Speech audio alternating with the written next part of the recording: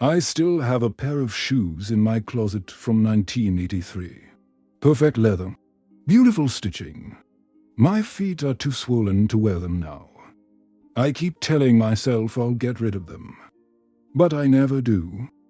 And one day I realize those shoes weren't the real problem. I was holding onto 100 things I didn't need. Things that were silently costing me my time, my peace, and my relationships. I'm Walter. I'm 83 years old. And today I'm going to tell you the 10 things you need to let go of before life forces you to. You want to know something that still makes me laugh? I'm 83 years old and I've still got things in my closet I haven't touched in 15 years. A pair of dress shoes I bought in 1983. Beautiful leather. Perfect stitching. My feet are too swollen to wear them now. So why do I keep them?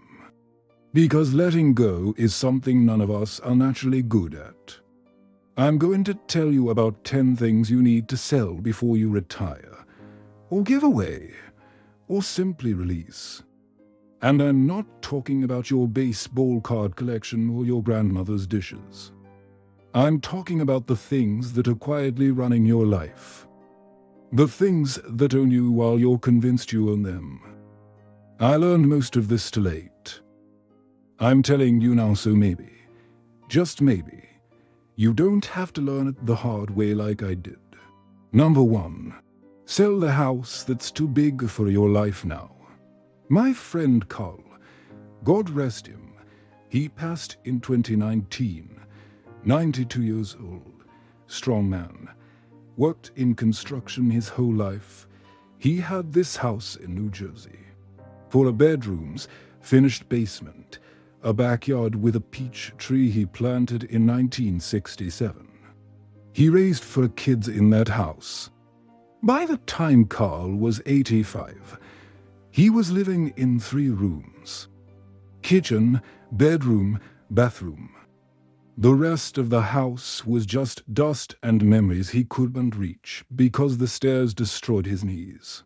His kids kept saying, "Pop, sell the house. Move closer to us." Carl kept saying, "This is where your mother made Sunday dinner. This is where you took your first steps. I can't leave." You know what happened? He fell down those stairs in 2018, broke his hip, spent his final year in a care facility, and the house sat empty, draining money, until his kids sold it after he was gone. Here's what I need you to understand. A house is wood and brick. The love that happened inside it, that lives in you. You carry it. You don't need the building to hold the memory. When I lost my own workshop in a fire back in the late 70s, I stood in the ashes thinking everything was over. 30 years of work, gone overnight. But what my father had put in my hands, the skill, the patience, the craft, the fire couldn't touch that. If you're rattling round in a house that's too big, paying for rooms you never enter, maintaining a yard that breaks your back, sell it. Take the money, buy something manageable. Use the rest to actually live. You're not betraying those memories. You're honoring them by enjoying whatever time you have left. Number 2. Sell your need to keep rescuing your adult children. This one's going to bother some of you. Good. Sit with it. My son Daniel, he's in his late 50s now, doing well, stubborn as I ever was. When he was in his early 30s, he came to me in trouble. Bad investments, money owed, scared. I handed him everything he asked for without a single question. He's my son. What else was I going to do? Same thing happened 3 years later. And again after that. Because I had taught him, without meaning to, that Dad would always fix it. It wasn't until my wife Carol sat me down and said, "Walter, you are not helping him. You're making it so he never has to help himself. I wanted to argue, but she was right. I told Daniel that was the last time. The next problem was his to solve. He didn't speak to me for about 6 months, and he never asked for money again. 20 years later, he told me it was the most important thing I ever did for him. Look at what you've handed your adult children in the last few years. Then ask yourself honestly, did that money help them grow, or help them stay comfortable staying stuck? There are loans for houses, loans for school, loans for cars. There are no loans for your retirement years. Your children have decades ahead. You don't. Stop giving away time you cannot get back. Number 3. Sell the expensive toys that became expensive burdens. I knew a guy named Frank Duca, may he rest, who had a boat, beautiful boat, kept it down at the marina. Frank talked about that boat constantly. Walter, you gotta come out on the boat. Walter. The boat is like therapy. You know how often Frank actually took that boat out? Maybe 6 times a year. The rest of the time it sat at the dock burning money, storage fees, insurance, engine work, hull repairs, always something. One afternoon I asked him, Frank, when's the last time you were actually out on that water? He had to stop and think about it. That pause told the whole story. He finally sold it. Took me 3 years of asking, but he sold it. And afterward he said, Walter, I feel lighter. I didn't realize how heavy that thing was. That's the truth about possessions. They don't just sit there. They pull at you. Everything you own takes up space in your mind. And in the years after you retire, your peace of mind is worth more than any toy you use twice. Whatever your boat is, the RV gathering dust, the workshop equipment untouched for years, the hobby supplies from 3 hobbies ago, let it go. Somebody else will love it. You can love what it brings you. Number 4. Sell the second car. If you are not commuting anymore, how often are you and your spouse actually going to different places at the exact same moment? My neighbors, the Hendersons, lovely retired couple, had 2 cars sitting in their driveway. The second one hadn't moved in so long that something had taken up residence under the hood. They sold it last spring. You know what they did with the money? Took a trip up to Maine, watched the sun come up over the water, held hands on the deck of a small boat they rented for the afternoon. A car sitting in your driveway, or a morning you'll remember for the rest of your life. That's not a hard choice. Number 5. Sell your work identity. This is the one nobody warns you about. When I finally stepped back from working, I thought I was ready. I had hobbies. I had Carol. I had plans. But for the first several months, I was genuinely lost. For most of my life, I was Walter the craftsman, Walter who built things, Walter from the shop on the corner. People knew me by what I did. I knew myself by what I did. And then I wasn't doing it anymore. Carol found me one morning just sitting at the kitchen table with tears running down my face, staring at my coffee. She sat down across from me and said, Walter, who are you without the work? I didn't have an answer. That was the terrifying part. And I was in my 70s. Your job title was never who you are. It was what you did. You are more than your work. But if you don't discover that before the work ends, retirement can feel like disappearing while you're still standing there. Start now. Find the parts of yourself that have nothing to do with your job. Give them room to grow. So when the work ends, you don't feel like you ended with it. Number 6. Sell your grudges. I didn't speak to my brother-in-law Dennis for close to 30 years. You want to know why? I genuinely can't remember. Something about money. Something about a comment at a family dinner that felt unforgivable at the time. Dennis passed away in the late 90s. I found out from my sister Ruth, who had stayed in touch with his family. She told me the service had already been held. 30 years of silence, and I missed the chance to say one word to him. Not just that, it cost me time with Ruth, who felt trapped in the middle for decades. It cost me a relationship with his children, my own niece and nephew, who I barely know to this day. 30 years of carrying something heavy that I picked up over something I can't even name anymore. Here's your assignment. Today, not tomorrow. Today, think of one person you're not speaking to. One thing you're still carrying. And ask yourself honestly, is this worth spending what's left of my life on?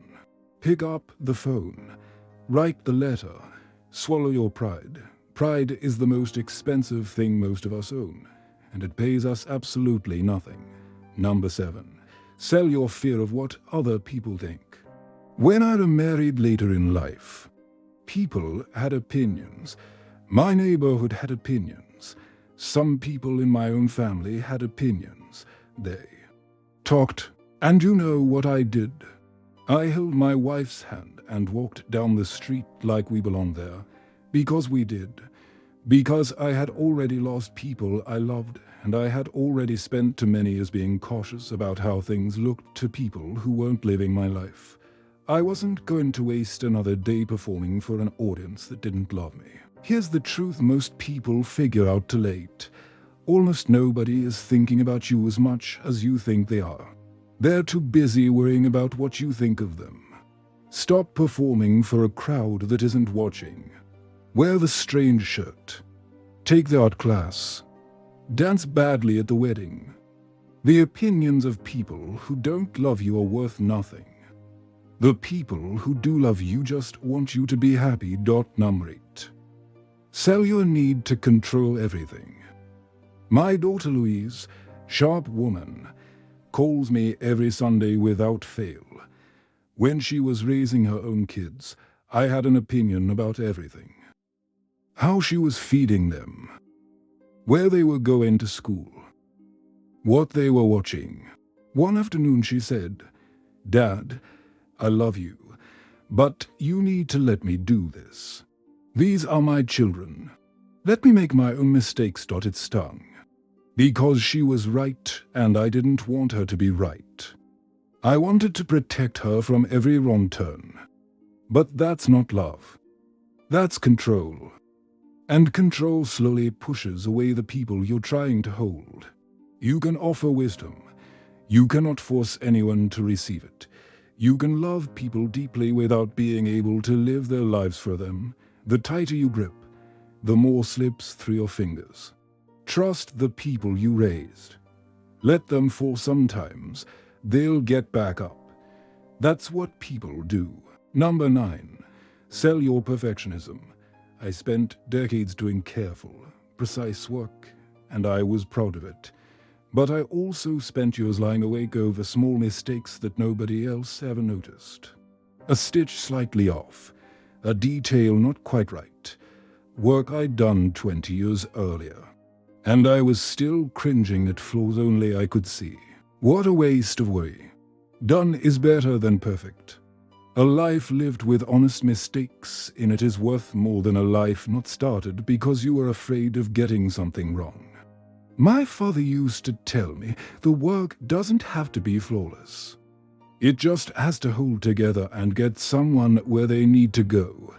That's the point. Not perfection, movement. Forward motion. Your perfectionism is usually just fear dressed up in a pressed suit. Take the suit off. Get moving. Number 10. And listen carefully for this one. Sell your someday. When I was 50, 60, 70, I kept a mental list of things I was going to do someday. Someday I'll go back to the town I grew up in. Someday I'll learn to play guitar. Someday I'll write down all my recipes for the grandchildren. Someday I'll tell my son how proud I'm of him. You know what someday is. Someday is a thief. It takes your life and promises to give it back later. I finally told my son Daniel I was proud of him. But I was well into my 70s when I said it. He was in his 40s. He cried. A grown man crying because his father finally said what he'd been waiting his whole life to hear. Why did I wait that long? Here's what I want you to do right now. Get a piece of paper. Write down 3 things you've been saving for a someday. A trip, a conversation, a phone call, a thing you've needed to say. Now cross out someday and write this month. Not this year. This month, because here's what nobody tells you. Someday is not on any calendar. It doesn't exist. The only days that are real are the ones you're standing in right now. So here's what you've got. Sell the house that's too big. Sell the habit of rescuing your adult children. Sell the expensive things you never use. Sell the car that just sits there. Sell your identity that was only ever tied to your job. Sell your grudges. Sell your fear of judgment. Sell your need to control. Sell your perfectionism. Sell your someday. 10 things. 10 things that are costing you far more than money and making your life smaller when it should still be opening up. Near the end of her life, my wife Carol grabbed my hand and said, "Walter, promise me one thing. Promise me you won't stop laughing." I promised her. I promised I would keep laughing, keep moving, keep choosing to show up for whatever days I have left. Not because life gets easy. It doesn't. But because bitterness is a terrible way to spend whatever time remains. That's the real thing to let go of. When you get down to it. Let go of the bitterness. It costs everything and pays nothing. Go call someone you love. Say the thing you've been meaning to say. Book the trip. Ask for forgiveness. Give forgiveness. Do it now. Not someday. Now. Because I'm 83 years old, and I'm telling you with everything I have left, someday is the biggest lie we tell ourselves. Don't wait. Go live your life.